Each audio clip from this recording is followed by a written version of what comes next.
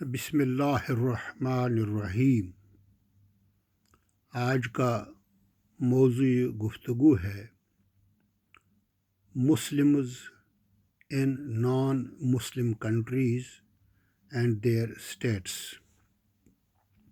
When I was doing research at London University, one of the topic chapter of my research was Muslims in Europe and the future of Islam۔ میں یہاں پر مختصراً بیان کرنے کی کوشش کروں گا کہ دنیا میں اس وقت 200 کے قریب آزاد مملکتیں ہیں۔ ان میں 65 مسلم ممالک ہیں جن میں کہیں بادشاہت ہے اور کہیں جمہوریت ہے، لیکن وہ سب کے سب آزاد ملک ہیں۔ اس حیثیت سے میں ان کو 3 اور 4 کیٹیگریز میں تقسیم کروں گا، اور سب سے پہلے تو وہ ممالک جہاں مسلمانوں کی آبادی ہے اور مسلمان ہی حکمران ہے اور مسلم پاپولیشن کی تعداد دوسروں سے بہت ہی زیادہ ہے۔ ان میں انڈونیشیا، پاکستان، بنگلہ دیش، ترکی، ایران اور مصر سر فہرست ہیں، جہاں بڑی تعداد میں مسلمان آباد ہیں اور مسلمان حکمران ہیں۔ اس کے بعد بحرین، قطر، متحدہ عرب امارات میں جو علاقے یا مسلم مملکتیں ہیں، گرچہ آبادی کے لحاظ سے کم ہیں لیکن وہ بھی اس میں شامل ہیں۔ اس کے بعد مالدیپ جیسی چھوٹی ریاست، یہ بھی مسلم مملکت میں شمار ہوتی ہے۔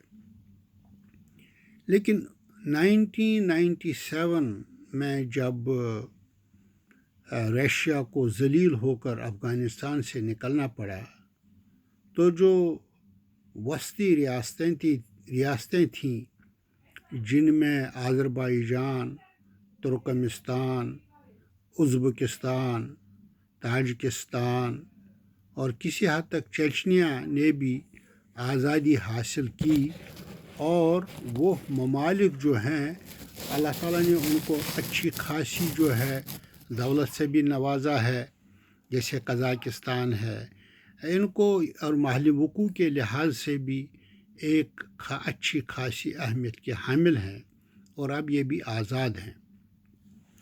اس کے بعد تو وہ مملکتیں آتی ہیں، وہ علاقے آتے ہیں جہاں مسلمانوں کا اقتدار تھا اور اب ختم ہو گیا، اور وہ ایک چھوٹی سی اقلیت بن کر رہ گئی، جیسے اسپین ہے۔ یہاں اموی خاندان کے ایک فرد عبد الرحمن داخل نے 138 عیسوی میں جو مسلمانوں کی حکومت قائم کی تھی، اور وہ صدیوں تک اسلامی علوم و فنون اور تہذیب و تمدن کا نہ صرف گہوارہ رہی بلکہ مرکز بنا رہا۔ پھر آہستہ آہستہ خانہ جنگی کا شکار ہو گیا، اور بالآخر عیسائیوں کی سلطنت یہاں پر قائم ہوئی، اور 20 سے 30 لاکھ مسلمان وہاں سے نکالے گئے۔ اب میرے خیال میں 2 یا 3% مسلمان وہاں رہ رہے ہیں، اور وہاں قرطبہ کی مسجد ہے جس کے بارے میں علامہ اقبال کی بہت ہی مشہور نظم بھی اس طرف ہمیں راغب کرتی ہے اور توجہ دلاتی ہے۔ نمبر 3، وہ مملکتیں جن کے ساتھ مسلمانوں کی قدیم تاریخ وابستہ تو نہیں بلکہ 1 صدی یا اس سے زیادہ کچھ عرصے سے ان ممالک میں مسلمانوں کا آنا جانا لگا رہا، اور مسلمان مختلف حیثیتوں سے تعلیم کے حیثیت سے، تعلیم کے حصول کے لیے، ذریعہ معاش کے لیے اور بھی دوسری چیزوں کی بنا پر وہ ان ممالک کا رخ کرتے رہے اور ان ممالک کا جو جہاں پر امن ہے سکون ہے ان کی سہولتیں دے کر انہوں نے یہاں پر ہی گویا سکونت اختیار کی۔ اب وہ ان ممالک کے شہری ہیں جن کو ہم مغربی ممالک کہتے ہیں یا ویسٹرن کنٹریز کہتے ہیں۔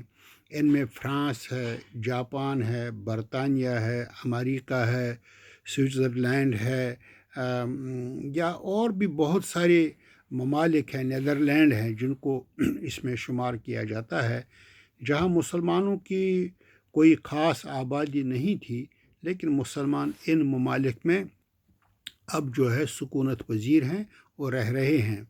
اب فرانس کو لیجئے، یہاں پر تو میرے خیال میں 70 لاکھ سے زیادہ مسلمان آباد ہے۔ برطانیہ میں بھی 50 لاکھ سے زیادہ مسلمان آباد ہے۔ جاپان میں بھی میرے خیال میں گویا 25 لاکھ کے قریب مسلمان اس وقت وہاں پر ہیں۔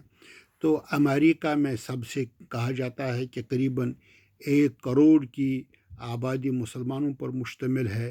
تو یہ وہ علاقے ہیں جہاں مسلمانوں کو گویا کام کے مواقع بھی ملے، انہوں نے ذریعہ معاش بھی کمایا۔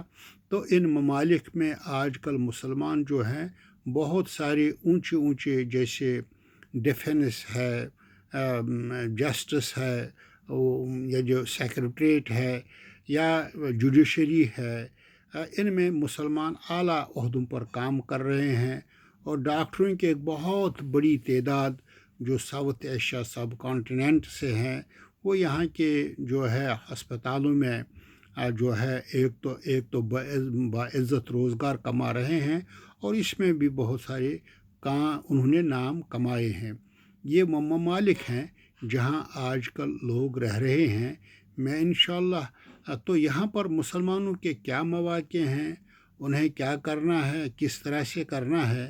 ایک زمانہ تو وہ تھا، مجھے یاد آ رہا ہے کہ جب مسلمان ان ملکوں میں دفن ہونا بھی پسند نہیں کرتے تھے، بلکہ وصیت کرتے تھے کہ ہمیں یہاں پر دفن نہ کیا جائے بلکہ ہمیں اپنے ممالک واپس بھیج دیا جائے۔ لیکن اب تو یہ سلسلہ کافی حد تک ختم ہو چکا ہے، اس لیے کہ اب مسلمانوں کے قبرستان یہاں پر ہیں، مسلمانوں کے اپنے جو ہیں تجارت ہے، اور بھی بہت ساری چیزیں ہیں۔ مسلمان اب ان ممالک کے شہری ہیں۔ اس پر انشاءاللہ ہم دوسرے ایپیسوڈ میں گفتگو کریں گے کہ ان ملکوں کی حیثیت، گرچہ ہم نے دارالحرب اور دارالاسلام کے ضمن میں گفتگو کی ہے، تو میرے خیال میں وہ اس ضمن میں کافی ہیں، لیکن بہت سارے ایسے اور ان ممالک میں اللہ تعالیٰ نے ان کو بہت ہی جو ہے وسیع القلب لوگ ہیں، بہت ہی ذہین لوگ ہیں، اور انہوں نے گویا ان دوسرے ممالک کے لوگوں کو یہاں پر آباد ہونے کے لیے مواقع بھی فراہم کیے ہیں۔ وہ ہر طرح سے آزاد ہیں، نماز پڑھ سکتے ہیں، روزے رکھ سکتے ہیں، مکانات بنا سکتے ہیں، مساجد تعمیر کر سکتے ہیں، انسٹیٹیوشنز قائم کر سکتے ہیں۔ اس پر کوئی as long as they are following the جو ہے گورنمنٹ گائیڈ لائنز، تو ان کے لیے کوئی مسئلہ نہیں ہے۔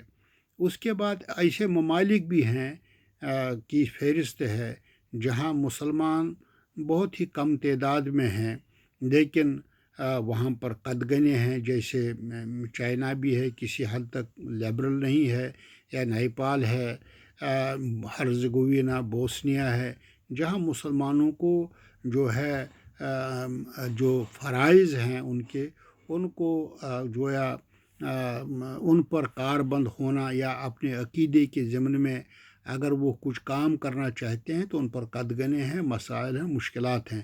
انشاءاللہ نیکسٹ ایپیسوڈ میں ہم پوری تفصیل کے ساتھ ان تمام چیزوں پر گفتگو کریں گے کہ دیکھتے ہیں کہ مسلمانوں کو کیا کرنا چاہیے اور کس طرح سے اپنی زندگی گزارنی چاہیے، تاکہ کسی نے کہا ہے کہ سانپ بھی مرے، لاٹھی بھی نہ ٹوٹے، اور اسلام کا بولا بالا کیسے ان ممالک میں کیا جا سکے۔ وَأَقُولُ قَوْلِي هَذَا وَاسْتَغْفِرُوهُ وَهُوَ الْغَفُورُ الرَّحِيمُ۔